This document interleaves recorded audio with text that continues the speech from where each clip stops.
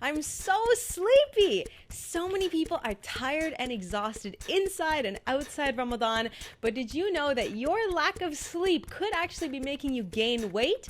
In this video, we're going to talk about why sleep is so important for your health and for your energy and what you can do about it.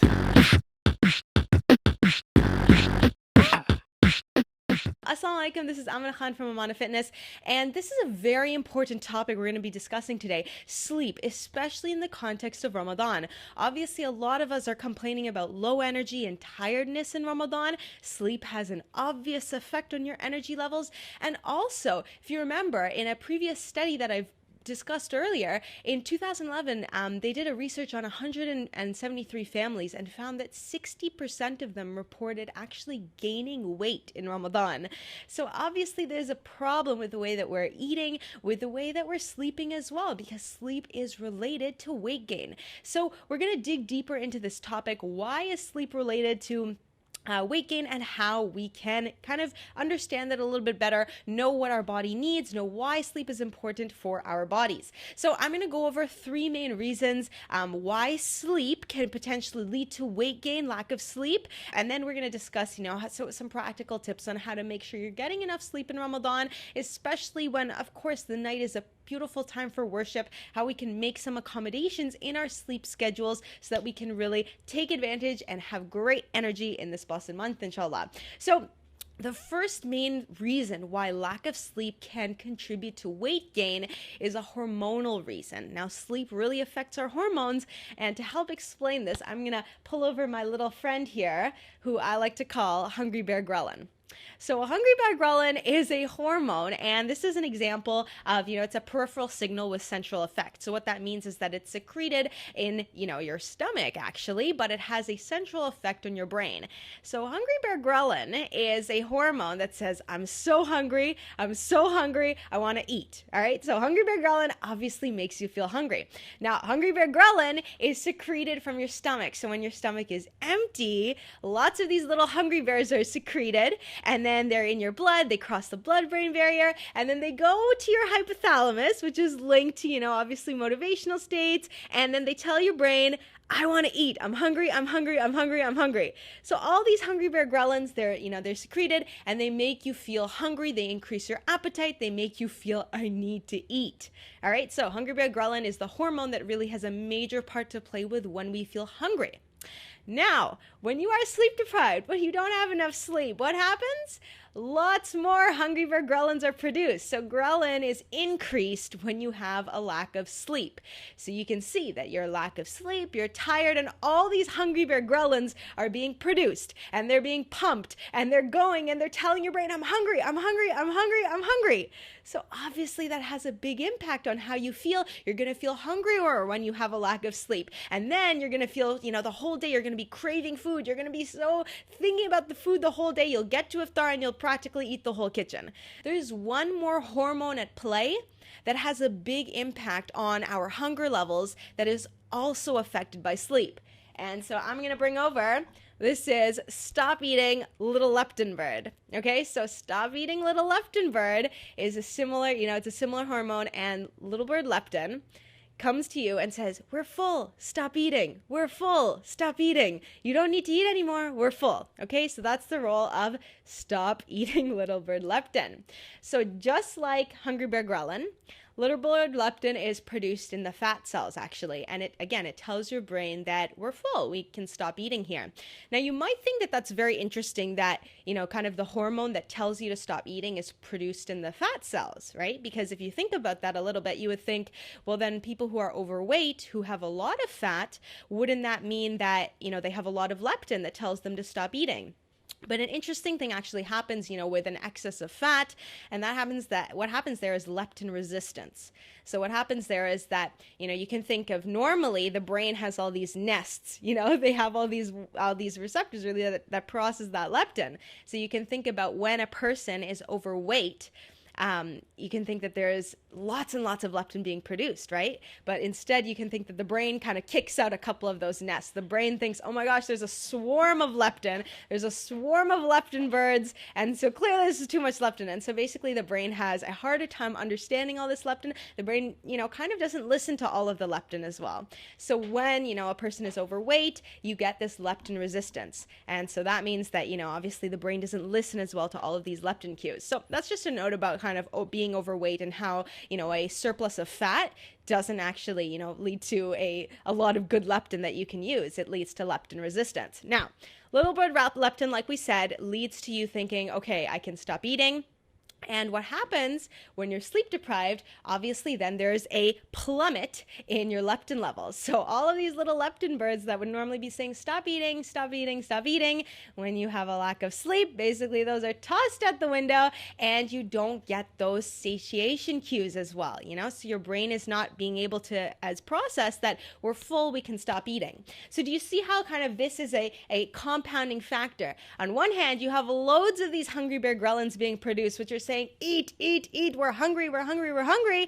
And then on the other hand, you have a little bird leptin who's coming in and he's not coming in really. And so there's not, as many of those cues saying we're full, we can stop eating. So this is a really, really dangerous together effect. You're feeling hungrier and you're less able to connect with the fact that you're full. Obviously, when you're sleep deprived, then these hormones are going to lead you to overeat. It's going to make it more likely that you're going to overeat. You're going to succumb more to your hunger cues, and that's just going to lead to an increase in appetite that can obviously lead to weight gain. Now, you might be asking, how does that, have an impact in Ramadan? We can't eat in the day. But again, think about the fact that if you are starving all day long, you're thinking about food, you're so hungry, then as you approach iftar time, that's just going to get worse and worse and worse. You're going to be so hungry, you're going to get to iftar, and you're literally going to eat the whole kitchen. And then maybe if you're at an iftar party, you're going to see all of those foods that you crave and crave and crave. You're going to eat all of those too, and you're going to eat so much, obviously, you're going to feel really awful. But then after iftar, once that food digests, you're probably still going to keep eating more. And that cycle of overeating continues. And that's where we get into those problems of this massive overeating surge in Ramadan, which obviously we don't want. Now, that's not the only reason why lack of sleep, can lead to weight gain. The second reason is a psychological effect, because lack of sleep has a profound psychological effect, especially as it pertains to weight gain. So when you are in a lack of sleep, your brain is more likely to make poor decisions in general, okay? So when you have a lack of sleep, it dulls activity in the frontal lobe. That's really your locus of control. That's the area of the brain that's associated with inhibition and your ability to control yourself. We've discussed in previous videos about the effect of, your frontal lobe and controlling your impulses. And so when you have, a lack of sleep, you're going to have a harder time controlling your urges to eat, controlling your temptations. So you have this buildup of all these hungry bear ghrelins, then you get to your iftar party and you can't control yourself as much. So you're going to go to that iftar party and you're going to take a whole bunch of junk onto your plate because, again, it's harder to control yourself. In fact, one study found that sleeping too little prompts people to eat bigger servings. So we already have a portion control problem in the Muslim community. And then on top of that, when you add in the effects of lack of sleep, you're not able to control that as much. You're going to really just be shoveling tons and tons of food onto your plate. That's a big problem. So it becomes harder to resist temptations. Do you see how the effects of lack of sleep are additive? They all add up. We have the hormonal effect. Then we have the fact it's more difficult to control yourself. It all adds up. Another psychological effect is that your brain craves more rewards when you have a lack of sleep, and you're more likely to submit to these cravings. So we said bigger portions, but now specifically, the type of foods that you're eating are also going to be worse choices when you have a lack of sleep. So that's really interesting, okay? So one study from the American Journal of Clinical Nutrition found that when people were deprived of sleep, what happened? Late night snacking increased, and they're more likely to choose high-carb snacks. So that's really a significant impact, right? Just lack of sleep is there, but you're more likely to choose those foods that, they're higher in calories, and late night snacking is increased. So already you see that for us, especially as Muslims in Ramadan, late night snacking obviously is already really high up there. And on top of that, you're going to be choosing, those foods that maybe aren't the best choices for you. Another study found From the University of Chicago, sleep-deprived participants chose snacks with twice as much fat as those who slept 8 hours. So this is a significant difference, that people are choosing those worse snacks. They're picking those ones that are not those good for your body compared to the people who got adequate sleep. Obviously, that has a big significant impact in Ramadan. We're surrounded many times with tasty food, right? And so that's going to be very, very difficult to control yourself. And then in a review of 18 studies, researchers found that a lack of sleep led to increased cravings for energy-dense, high-carbohydrate foods.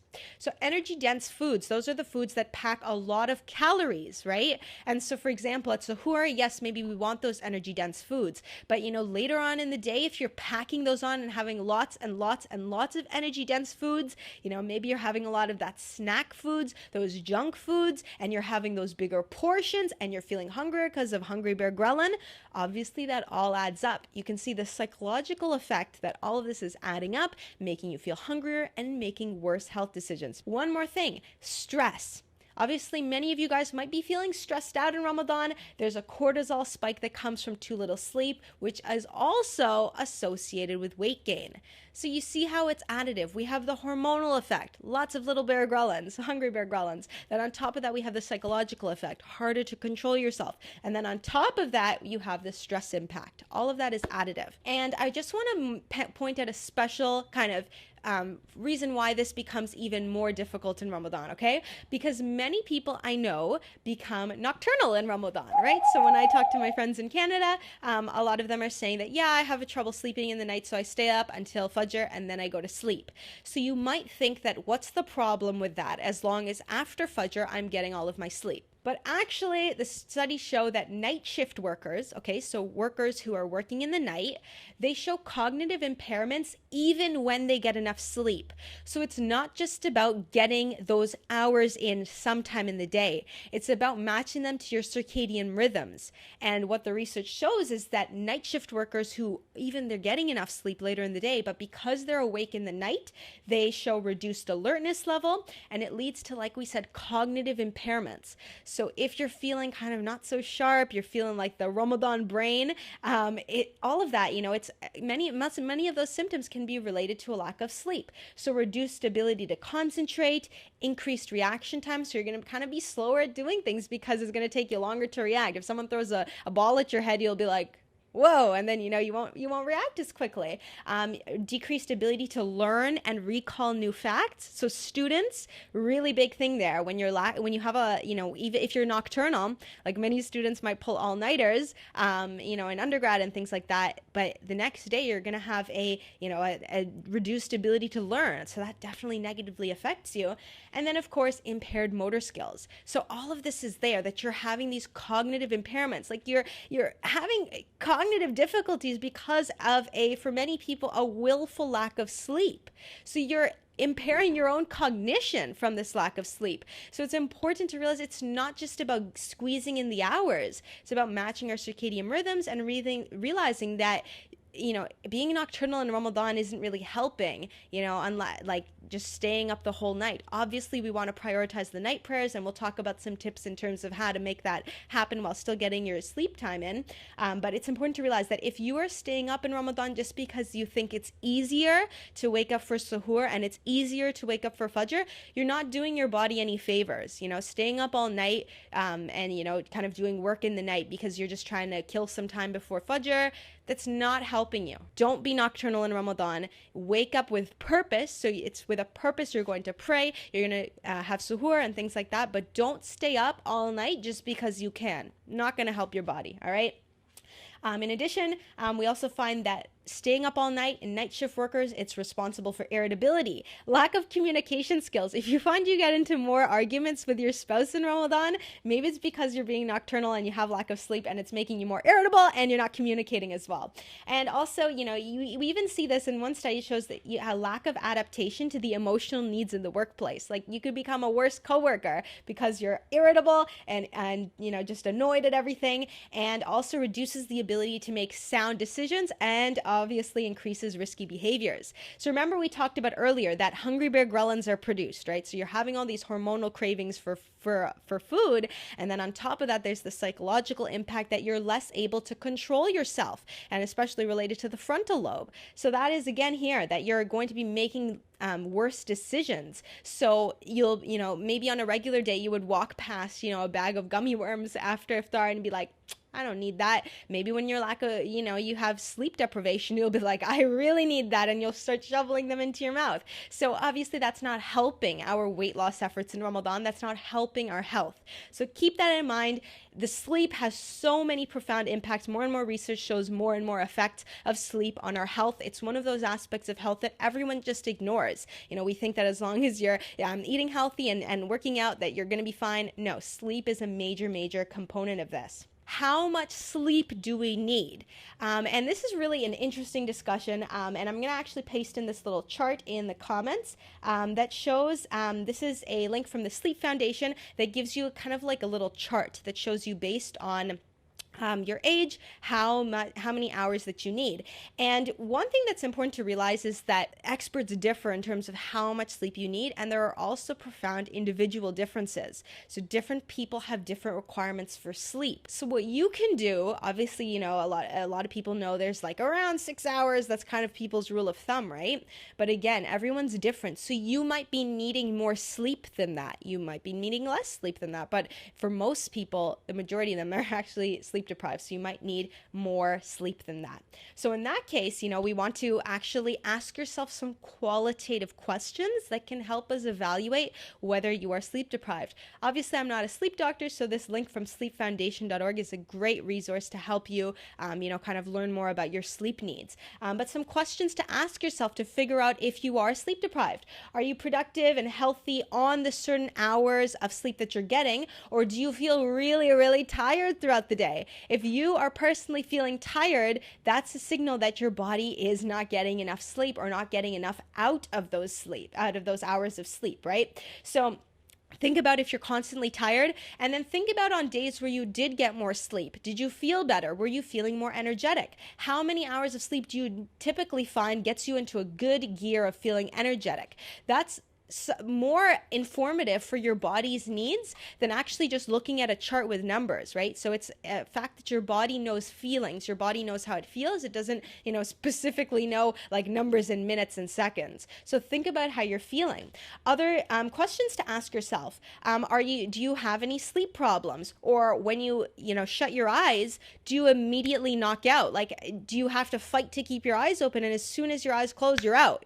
Could you fall asleep sitting on a chair in the subway? Could you fall asleep in an airplane chair? Could you fall asleep anywhere? That's an indication that your body is really craving sleep and you're tired and you have a lack of sleep. So ask yourself these questions. Another question: are you overweight and are struggling with, losing weight even though you're exercising, even though you're eating healthy?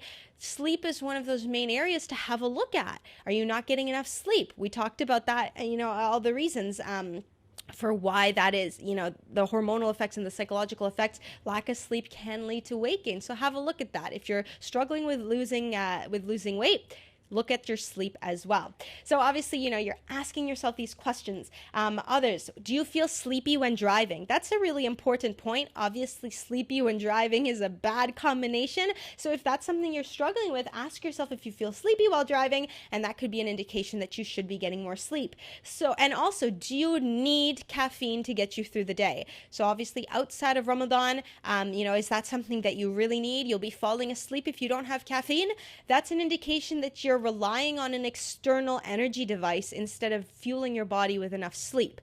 All of these are very, very important questions to ask yourself. And if you do find that you are in this perpetually tired state, you need to increase your amount of sleep so that you can be providing with your body with more sleep. One thing that comes up in Ramadan is, how do we make this work? Obviously, nobody's getting a full night's rest because we have night prayers, we have taraweeh, and then we have suhoor, and we have fajr. So your sleep is a different cycle in Ramadan. We talk about this more in the Ramadan Reset guidebook as well. How to adjust your sleep cycle, right? So when it comes to Ramadan, you have all these challenges that are happening in the night. And obviously the night is so blessed, waking up for night prayers, got to make it happen. So how can you still make sure that you're getting enough sleep so that you're, tapping into those energy benefits from the sleep and also not getting that, kind of weight gain result? So obviously this is first of all, just kind of right off the bat, this is really, really important to remember that your sleep time comes right after your worship. Okay. So many times after Taraweeh, you'll go to like the Tim Hortons beside the masjid and it's packed. Like there's Muslims all over the place and they're sitting and they're having a good time and they're chatting and they're talking and they're drinking tea and coffee and they're having donuts. Like that is not only bad health decisions in terms of all that sugar overload, but you're cutting into your precious, precious sleep time for socializing. No excuse for that. Realize that your sleep has a direct effect on your energy, which has a direct effect on your worship. So when you prioritize socializing over your sleep, you're prioritizing that socializing over your ability to have energy for worship the next day. So take it more seriously. Right after Taraweeh, you're going home and sleeping. You're not spending time socializing in the night. I know that that's a time where you might be tempted to do that because you can eat. Maybe you can go out for, a snack with your friends, but take it seriously. You want to get enough sleep. Your sleep priority comes right after your worship, right? And then make sure that you're blocking in those times, that you have a plan to wake up, for some night prayers, for some qiyam. Then keep that in mind. You're going to squeeze in sleep between your Taraweeh and your qiyam, right? So don't just stay up because like, oh yeah, I'm going to be waking up in a few hours after anyway. No, squeeze in that sleep. It's so important. It will make you feel better in those night prayers, obviously. Number 2 is napping. Okay, so important.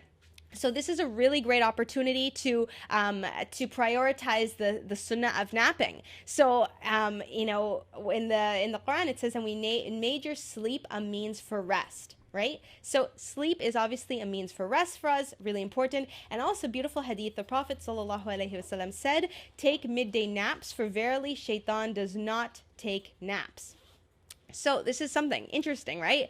Sleep is so important, and napping is a great way to squeeze in some extra sleep, especially when, you are waking up late at night and you're struggling with that. So try and squeeze in a nap. And a short nap, this is from the Sleep Foundation, a short nap is usually recommended for short-term alertness. This nap provides significant benefits for improved alertness and allows you to not feel groggy or, and in a time where we are often deprived of sleep, this is a really, really great opportunity. So try and make that happen, and really make sure that if you're not in a time zone that it's difficult to get all of your sleep time in, push in a nap, right after the 1:30 p.m. Around that time, it's a great opportunity. On your lunch break, just squeeze in a nice little nap. In terms of napping, 3 types of napping that you might be interested in, okay? So this is really, really useful for Ramadan. First type is planned napping or preparatory napping. So this is taking a nap before you actually get sleepy.